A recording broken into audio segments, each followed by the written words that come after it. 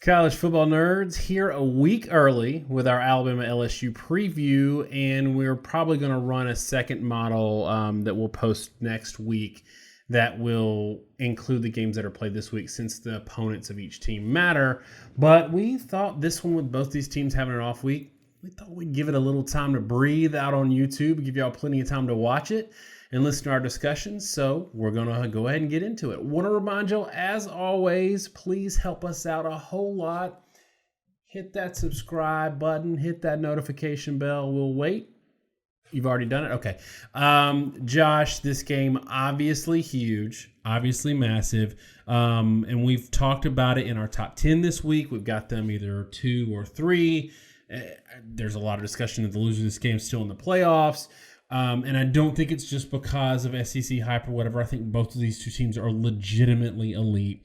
And the loser of this game shouldn't be out of the discussion unless one is just absolutely blown out. But I want to set this up with a two-part question because the national narrative, especially after the Vanderbilt game for LSU, has been that LSU's defense sucks. And they're, 2018 Oklahoma scoring a lot of points, and their defense isn't very good. We've maintained that the defense is actually a lot better than people are saying for LSU. So an opportunity to follow this up again. One, is LSU's defense better than people are giving them credit for? And two, does it really not matter and Alabama is going to score 30 or 40 on anybody? I think both the statements may be somewhat true. And we talked about this a lot in LSU's favor this year. But offenses do tend to score a lot of points if they're really good, despite whatever the opponent quality may be. But that said, I think LSU's defense has played at a high level. So looking at 2019, LSU's allowing about 4.65 yards per play on the year. And the Auburn game, they allowed 4.2. Mississippi State maybe had a rough game at times, 5.2, 5.4 to Florida. But Utah State, they shut down. Vandy, they gave up a lot of yardage and garbage time. Even the Texas game, which was kind of a rough game defensively, I felt like Texas was on that game. They were probably playing the best game they had all year. And they gave up 6.2 yards per play, which isn't really by any means atrocious. I think LSU does have actually a good defense. You talk about comparisons to Oklahoma. It's a really different scenario because Oklahoma was giving up like the worst production of any team they played all the time. It would be like the second or third highest scoring, highest yard per play game a team would become against Oklahoma. Auburn was held to their lowest yard per play total of the season against LSU, and what ended up being a tight game at 4.1 yard per play. Florida held them to more yardage. They had 269 yards versus 287 at LSU. But again, this gets into a little bit of the deceptiveness of it. LSU moves the ball faster and it plays at a higher tempo. Auburn just played more snaps against LSU than they did Florida. So they gave up more yards, but they gave up less yards per play. I think the biggest thing is people kind of struggle with LSU just because they're used to LSU playing really slow football and they're seeing them give up total yardage and total points. There's a reason we hate using those stats because it's so just dependent on tempo. LSU has played good defensive football. They're 20th in SP+. I think last year Oklahoma was something in the 80s. They were like 88th or something like that. Very, very different comparison. 20th defensively is quite good. We even griped, Florida's actually 17th. And I think when they played, LSU was ahead of Florida in SP+. LSU does have a good defense. On the flip side, Alabama fans, I think more than the national narrative, Alabama fans have been freaking out that their defense sucks. Obviously there's defenders on one side and there's the Chicken Little Sky is following fans on the other side. There are legitimate concerns with this Alabama defense, especially the youth in the front seven, particularly at middle linebacker. I noticed it. I watched a good bit of the Alabama-Arkansas game, and I've watched Alabama a lot this year. They really struggle with assignment football, and part of this is a complicated Nick Saban scheme, but they struggle with assignment football with running back, flats, wheels, leaks, same thing with tight ends. And really that Arkansas offense was sort of, if they had the right quarterback, and we saw this last year, sort of set up to put up a number, at least some yards on this Alabama defense. But give you a chance to talk about the Alabama defense a little bit. Are they better than perception? Are they worse than perception? Give us kind of your high-level thoughts on the defense and where we're at with Alabama. Again, I actually think Alabama's defense is probably, in my opinion, significantly underrated.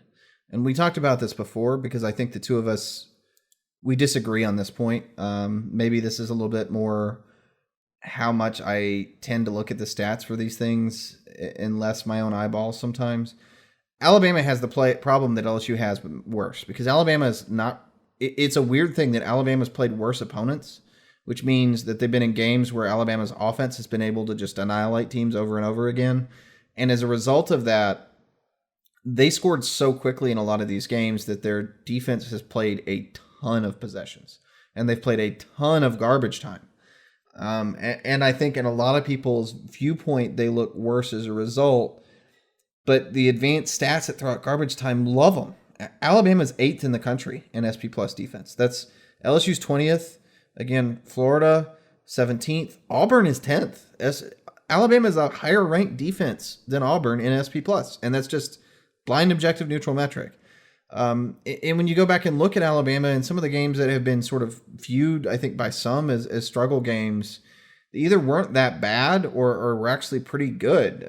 Southern Miss is a potent offense. They held them to 3.9 yards per play.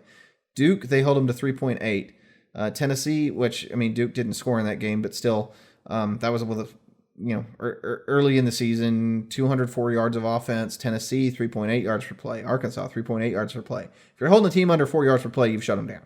And they've done that in all but a couple games this year. They struggled a little bit with South Carolina, though that was late in a game that was, I think, something like 42-17 at one point.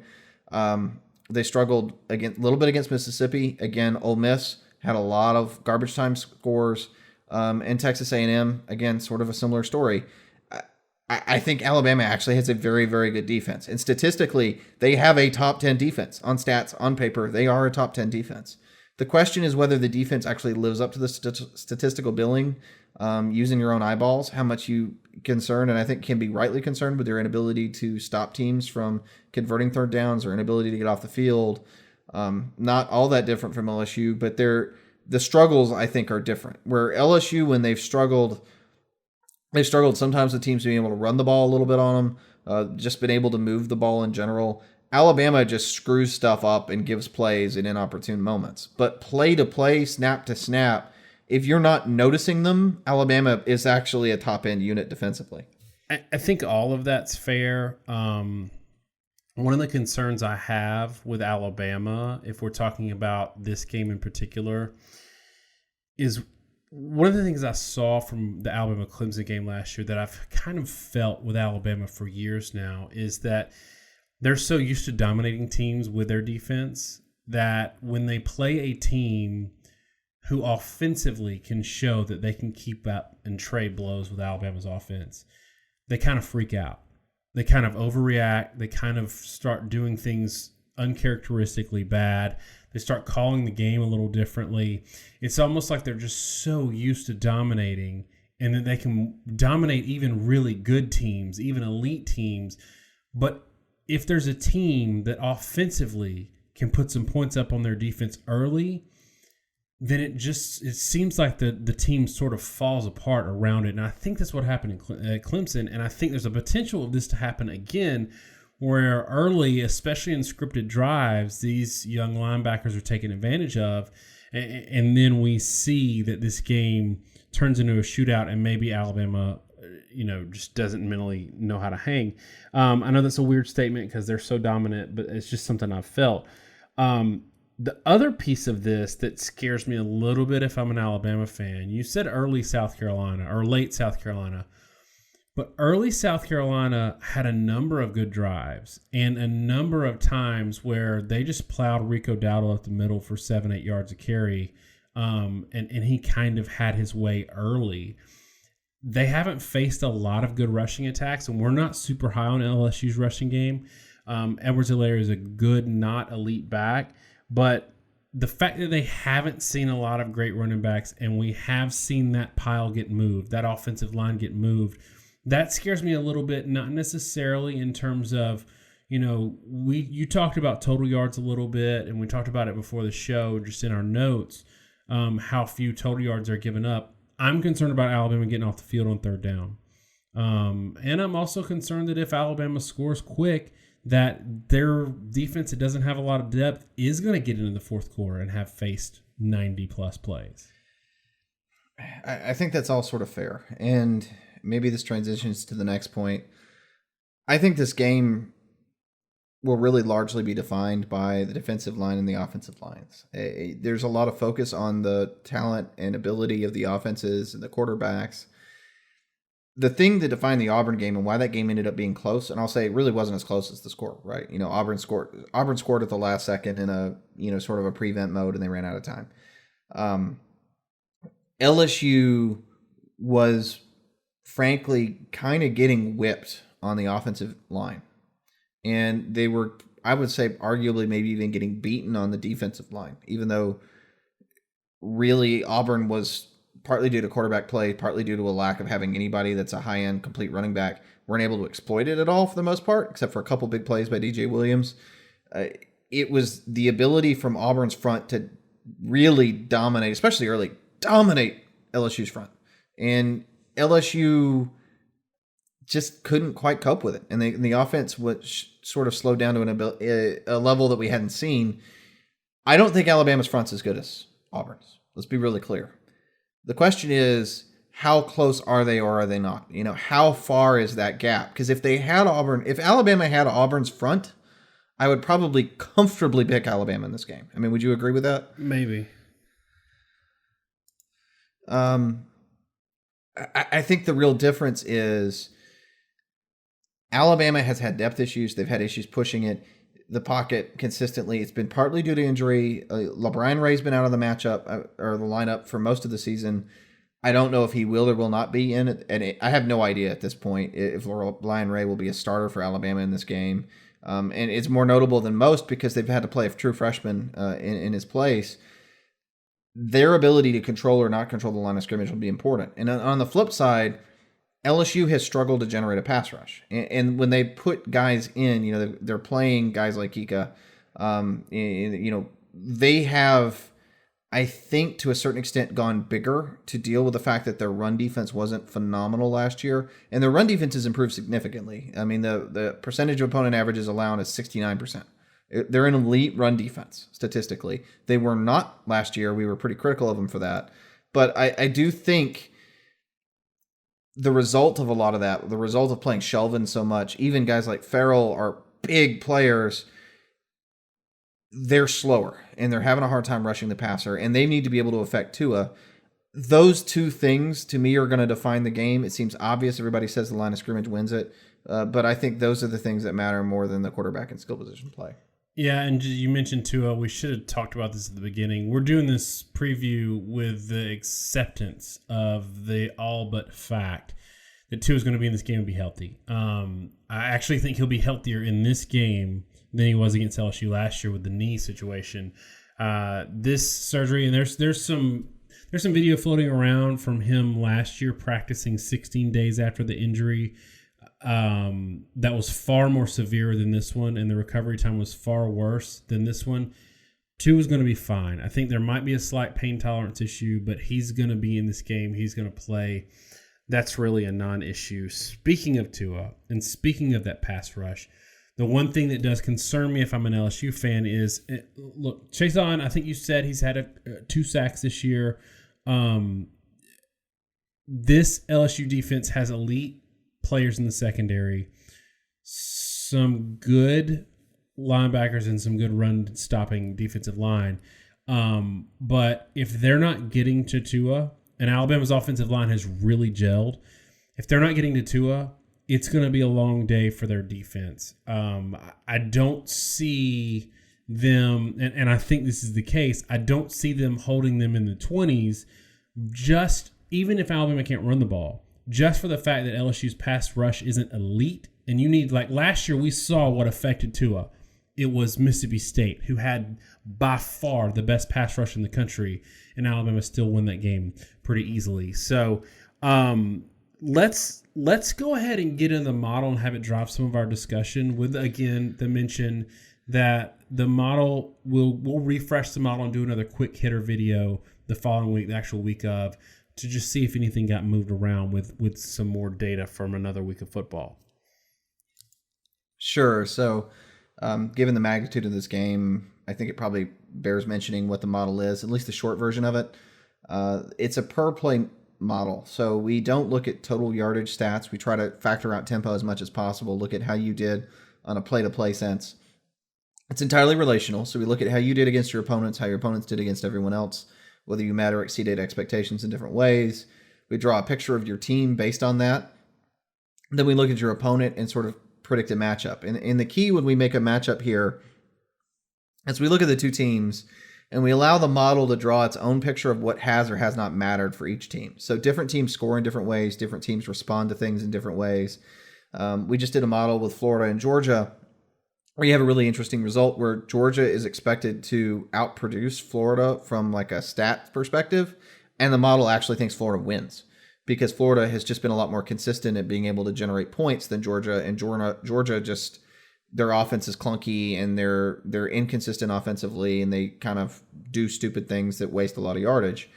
That the model does that itself. I don't want to put my finger on the pie. The goal here is to have if both teams play a B+ game, what is their neutral baseline? Which team has played better relative to their competition? What does the game look like? And we can use that for a starting point of the discussion, which sometimes we agree with. And then sometimes, like Wisconsin and Ohio State being a game that Ohio State maybe should lose in the model last week, we came out and said we totally disagreed with it and we thought that was going to be completely wrong. In this game, the first thing we generate sort of as an internal stat that I think's interesting is a percentage of opponent averages allowed. So if your opponents average 8 yards per carry, you allow 6, you allow 75% of their averages. It's a completely neutral statistic, not one we've influenced. We use it in almost every discussion because I think it's a lot more useful than just whatever, yard per carry allowed or total yardage allowed or what have you. Totally relational statistic is a percentage. So LSU is allowing 94% of opponent passing averages and 69% of opponent rushing averages. That means they hold teams. We usually say 95% is really what you would consider to be their average because everybody's stats are a little inflated by, playing somebody like, Utah State or a Georgia Southern kind of team. LSU is holding teams to right about their average passing. That's just a fact. And you can talk about why that is or isn't or why we shouldn't be concerned with it, but that's the way it's played out statistically. LSU is holding teams to 69% of their rush averages. That's an elite number. They have been a very, very good run defense. Again, they were like 90% last year. I don't remember the exact number. I can probably pull it up quickly in a second. But they were not a good run defense last year, really, in our model. And this year they are, absolutely. And I think it's because they've gone bigger on the defensive line like we talked about. Alabama is interesting because they're 90% of opponent rushing averages and 81% of opponent passing averages. 90% of rush averages is not a great number. That's not, it's good and nothing more. I will say our model does not heavily factor for garbage time. For Alabama, that matters considerably, but it's not a total excuse because Alabama's problem has been depth. And it's easy to say, well, the backups came in and they gave up all the yardage. Well, if LSU's moving the ball and they're sustaining drives, the backups are going to have to play. I mean, you can't play the starters every snap in the game. And what we've seen from Alabama a lot this year is when teams sustain drives, they tend to get momentum and keep going. And the reason they can't get off the field is the backups just aren't that good. They're too young, they're too inexperienced, and they don't have depth. So that's what you're seeing in the 90% number. I would say the first string guys are probably more like 70% or, run defense, maybe even like 65% run defense. And the second string guys are probably over 100% if I had to guess, having watched their games. The depth drop off, we've talked about this a lot with Clemson the past couple of years, that if you could get Clemson starters off the field the past few years, all of a sudden they're, you could sustain a drive and score. And it was basically the whole goal was to get to like 7 plays and make them sub that D line. Alabama's just a lot worse than that in terms of depth. And then I would say 81% passing averages is a very good passing number. Alabama, for all their faults, really hasn't had problems in the passing game. They've had some issues with the linebackers in coverage on running backs, which I'm sure LSU is going to do everything to exploit. By and large, throwing downfield, though, their corners have been very, very good. Probably are underrated. given how good they are. Not to say that they are better than LSU's. I think LSU maybe has better corners. But I think there's at least a debate, which maybe isn't completely in the national consciousness. Both these defenses are good. Again, we had that discussion earlier. They're not bad. They're not bad defenses. They are actually good defenses, maybe even very good defenses. They're just not as good as the offenses, which are awesome. And that gets to the bigger point here. Even with these defensive numbers, LSU is expected to average 4.2 yards per attempt and 8 yards per attempt, 4.2 yards per carry. That's not quite competent running the ball, but again, not shocking. LSU is really only averaging about 4.5 yards per carry anyway on the season. It's just statistically, they are just a competent run team and no more. And then 8.8 yards per attempt though I would say 7.5 is when you're functional offensively passing the ball. So having by normal team standards, moving the ball fairly well through the air day. Alabama is not expected to run it particularly well. 3.5 yards per carry. Alabama has not run it great at times this year. LSU's run defense has been very good. That's not shocking. However, Alabama's passing offense, given the stats, predicted to be 9.9 yards per attempt. That's a lot. And I think that's the biggest thing that the model is going to end up hinging on, because 9.9 yards per attempt is kind of a crazy number. I think nationally, that has to be, and I can probably pull that up in about 5 seconds. Yeah, that'd be like a top 10 passing offense kind of deal. And if that were to hold true, that would probably be the highest number that LSU's given up in a game passing since a Tennessee game a few years ago that they ended up winning, where Tennessee barely threw the ball. Beyond that, you've got to go back years. 2016, 2015, 2014 Auburn, when they lost 41-7. That would be the worst game in terms of pass defense since that game. That's not really a slight on LSU so much as it is just an indication of where Alabama's passing offense has been this year. That'd be 6.3 yards per play for LSU, predicted to 7.01 or 7.04 for Alabama. Both huge numbers, both going to make both teams, I think, very uncomfortable.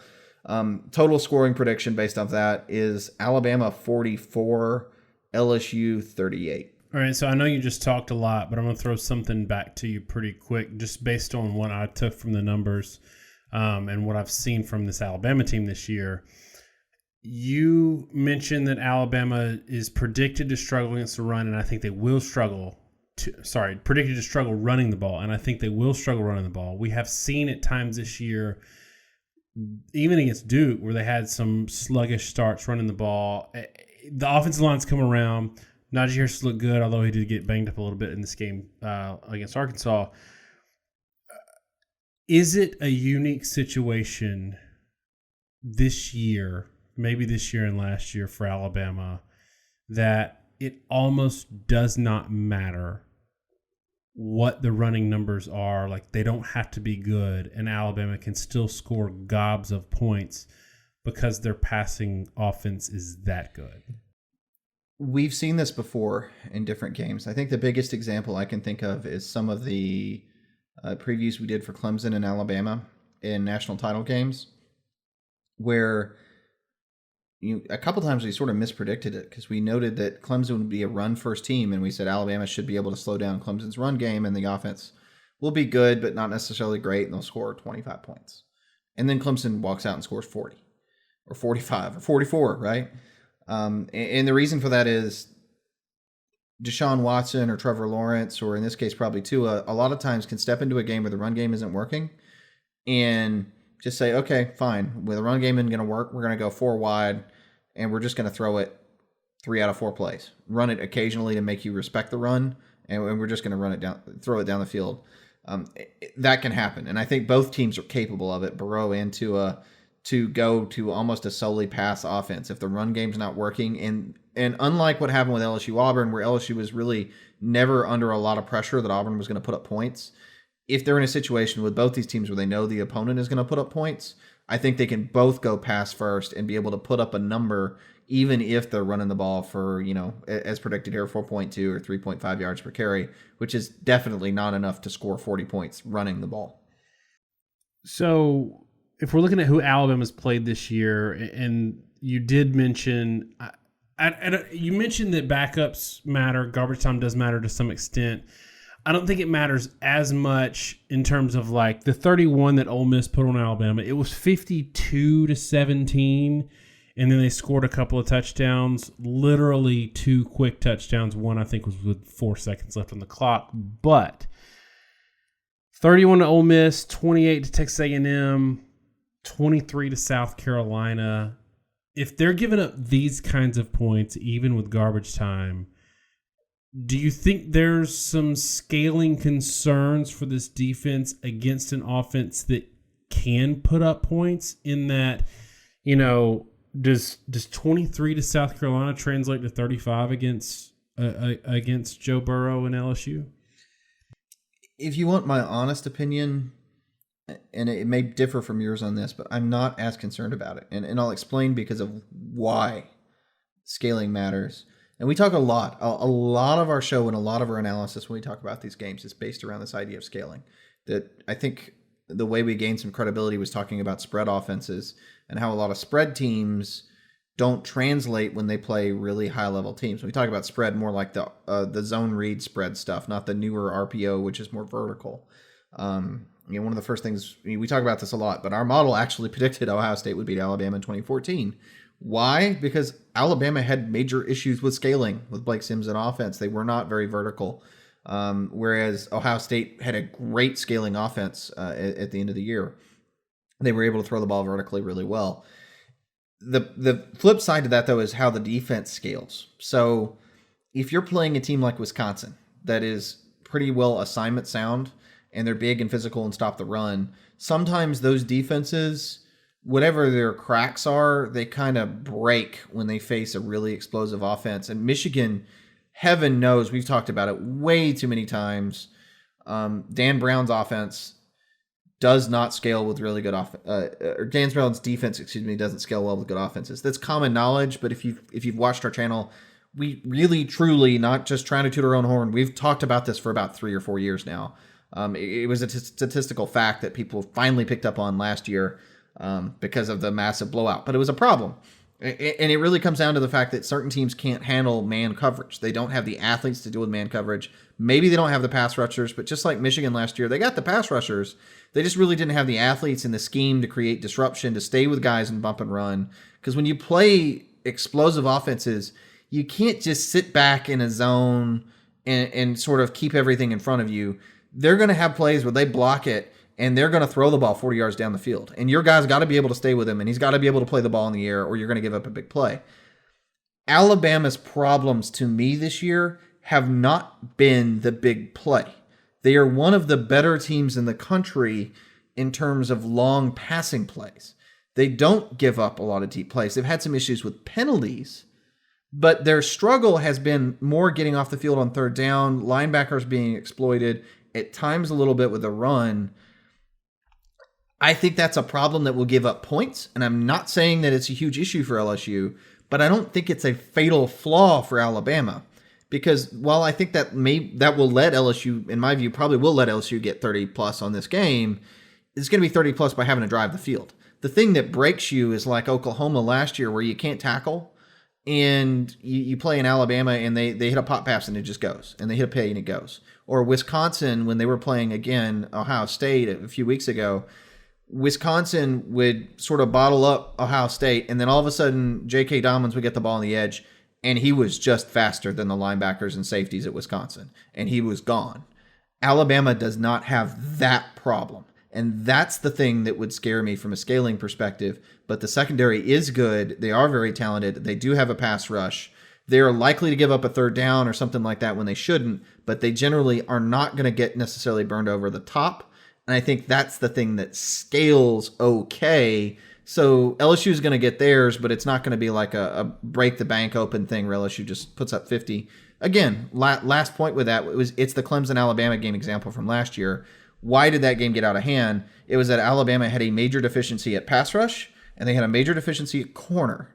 And because of that scale was a scaling issue, and what had been a really good defense just folded because all of a sudden now they couldn't cover jump balls. They had a ton of explosive plays down the field. That's not the problem that Alabama has this year. All right, I'm going to go ahead and give my score. true or false, when we were talking about this pregame, I told you I had LSU in this game. That is 100% true. And I've had them over Alabama. I moved them over Alabama last week when I said I didn't know if Tua was going to be able to make it back healthy. He is going to make it back healthy. I still have LSU number 2. This game is on the road, which is something we haven't talked about. This game is on the road for LSU. Their big games besides the Texas game, who we've noted is not as good as even some of the teams they've beaten. I think that changes the calculus a little bit for this. And as we've talked through this, I do think there are legitimate concerns for Alabama defensively. I think there are real concerns for Alabama against a team that has an elite defense. I think LSU's defense is really good. I think it's underrated. I think really good against this historically good Alabama offense still gives up a lot of points. And so in my mind, I keep turning over this thing of I think there's these issues with Alabama's defense. I know there are that concern me, and I know LSU has an elite offense. But then I think, okay, let's just look at it from the Alabama side. In my mind, Alabama's going to score 37 points. Okay. So that gives them a lot of leash to make a lot of mistakes defensively. Alabama fans aren't comfortable with it because they're used to beating people 41-10. They're not comfortable with it because in the same reason I said that Alabama's team mentally couldn't handle seeing Clemson hang with them blow for blow, they're not comfortable with LSU scoring 30 points in this game. They're not. They're not used to seeing that. They don't want to see that. They don't want to see a shootout. I think LSU scores 31. So I got Alabama 37, LSU 31. I think Alabama gives up a lot of points for what Alabama fans are used to. But then you think, kind of like we said last year with Oklahoma, when Alabama played Oklahoma, we said Alabama's going to give up a ton of points, but whenever they need to score, they're going to be able to. It's not going to be that easy because this LSU defense is a lot better, but this offense for Alabama is better, is more equipped to put up points big on elite offenses than the offense they had last year, and that's saying a lot.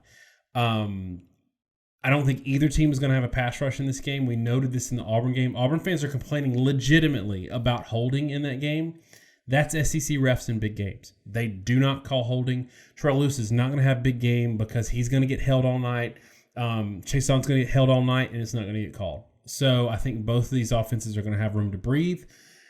LSU's going to score 31. Alabama's going to score 37. And I completely changed my mind throughout us just talking this game out in the last half hour. So where you ended up with is where I was to start the conversation. Maybe I was a little too persuasive. I don't know. But I have an Alabama 41, LSU 31. I do think LSU get 30 points in this game. I just think that Alabama is going to get theirs. And I think Alabama getting theirs is scoring 40, given where they're at. Now, the health for Alabama's football team is a major factor. Now, LSU was also banged up coming out of the Auburn game, but I think none of it was looked to be overly serious. Both these teams are not probably going to be 100% healthy. We don't really know how healthy they will be. A lot of it hinges on, again, that whether or not Alabama gets Brian Ray, who back as a starter is a really freaking big deal and how healthy he is, because they're being forced to start a true freshman on the defensive line, and it's been a problem for them. And I think if they had a veteran, it's not just they'd have a veteran that would be an immediate upgrade in terms of the ability to actually execute the defense, but more importantly, just having another guy makes their depth so much better that I think that's a big deal. But the real takeaway for me really is, one, I don't think the run games in neither one of these teams is going to be enough to really decide it, but the pass defense from Alabama has been a couple notches better than LSU's. I haven't seen a lot. LSU's got some really good players. I think Delpit is a great safety. I don't think that they have an opposite safety that's been really good. I think Vincent, if you want to talk Vincent versus Carter, I think that's about a wash. Personally, this may be a bold statement, but I really do believe that Fulton is a better corner than Stingley, even though Stingley gets all the hype, because he's may be a better corner in a few years, but right now I think Fulton is a very good corner. I think he's maybe a first-round draft pick corner, personally. I think Stingley is just a little too young right now, like Surtain was at times the end of last year. But Alabama's secondary is really good. And I think, if you go look through their entire secondary, they may be more well-rounded in the back seven. But the biggest thing just is the pass rush. Terrell Lewis does lead the SEC in sacks, and that's worth something. And he and Jennings have not played throughout the whole lineup, just like Logan and Lawrence haven't. But Logan and Lawrence are still more run stuffers than they are pass rushers. The guys that have been missing for Alabama have been the pass rushers. I think the linebackers have gotten better. They'll be a liability. But if they score 41 points, I mean, you give up 30. You can play an okay game defensively, give up 31 and still win. Right. And that's just where I am with this one. Yeah, and I think people are going to say, well, they only scored 23 against Auburn. They produced, in terms of yardage and drives, enough to score a lot more points in that game. It was bad field conditions. There were a lot. It was just kind of a weird physical game. They produced a lot better than that. It's interesting, I don't think people realize how good Alabama's secondary is. There will be 6 first-round draft picks, 3 for each team, ultimately. 6 first-round draft picks in the secondary to come out of this game.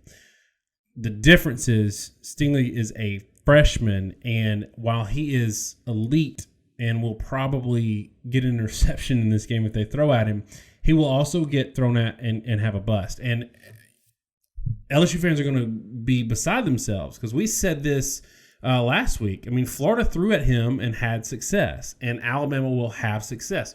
They had success throwing at Greedy Williams last year. It's going to happen. 6 defensive backs. But Patrick Surtain and Diggs are first-round picks now, in my opinion. And I think Stingley grows into it. Xavier McKinney, also the one we didn't mention, really good as well. I just think this boils down to the fact that Alabama's defense is not a vintage Alabama defense, but will have so much room to make mistakes because of what their offense is going to afford them. And what we're going to find out is, like what we've said for years now, a game against Alabama is a really, really long game. We saw this with LSU last year. I mean, it was Alabama struggle the first couple of drives, and then you wake up and they got 29 points on the board. And so they had a slow, sluggish first couple of series. First quarter wasn't big deal, and they shut it down to start the fourth quarter and still got 29 points in essentially 2 quarters of play. So that, for me, is kind of where it's at. The long leash the defense has, the headroom they have to make all those mistakes is what I think is the difference in this game. If LSU wins this game, tell me what the score looks like. My guess, if LSU wins the game, I think LSU pretty much needs to get to 40. I mean, that's okay. That's kind of where I'm at with it, and I think it's possible to hold Alabama to under 30. I mean, it happened in the Clemson game. That was a weird set of factors in a lot of ways. And they also produced enough to score. Yeah, 30. they did, and we've talked about at length, and all the Clemson fans hate us because mainly just they hate the SEC. That was a weird set of factors because they did produce enough to score 30 plus, and they didn't, and a lot of that has to do with how their offense was run. I think Sark is not going to let them have the egg that they laid late last year at times. I think Sarkisian is going to get more points out of it. We're seeing that right now with Maryland with Loxley, that his offense, I don't know what it is about his scheme, or we actually broke it down, so maybe it's the same things. I just haven't analyzed it as close at Maryland. If they're doing the same stuff, that lets them get shut down. I don't think it's necessarily going to happen. So I do think LSU needs to score like 40 points. I think the key to that, when I say 41-31, I think every +1 in the turnover margin is probably worth a touchdown in this game, if for no other reason than you're taking a drive away from the other team. So if LSU ends up, I would say if you told me right now that LSU is +2 in the turnover margin, I'd probably pick LSU. I'm sort of banking on this being even. Neither one of these quarterbacks throws a lot of interceptions. And so I think that's where LSU can win. And this is the thing I'll throw back at you. I think it's an interesting discussion because we don't know where the betting line is going to be at this game. My guess, if I had to say, I think this line is going to be probably between 7 and 12 points. I think they're going to give Alabama more than a touchdown. It's going to be at least 7.5. I don't think they're going to cross 12. I don't think they're going to give them a touchdown and 2 field goals. If I had to guess, I'm going to say it's somewhere between 7.5 and 9.5 points is going to be the betting margin. I think it'll probably be 6.5, but it'll be interesting to see, like last year against Clemson, and maybe Vegas knew something, or the people that were putting money on it knew something. That line moved down significantly. I think Alabama opened like a 9-point favorite, and it moved down like something like 6 or 7 points. So it'll be interesting to see not only the opening line, but where it moves after that to see where it goes. But y'all, I think that's it for us on this one. It was looking about 45 minutes, which is longer than we normally go. But this game is obviously massive. The magnitude of this game deserves some discussion, deserves some more detail and looking into the numbers and see where it goes. Let us know in the comments what you think in terms of the score prediction, what we got right, what we got wrong. And as usual, keep your flamethrowers in your pockets. Bring your data, and we'll have a good discussion. Thanks so much, y'all. Have a great 2 weeks, and God bless.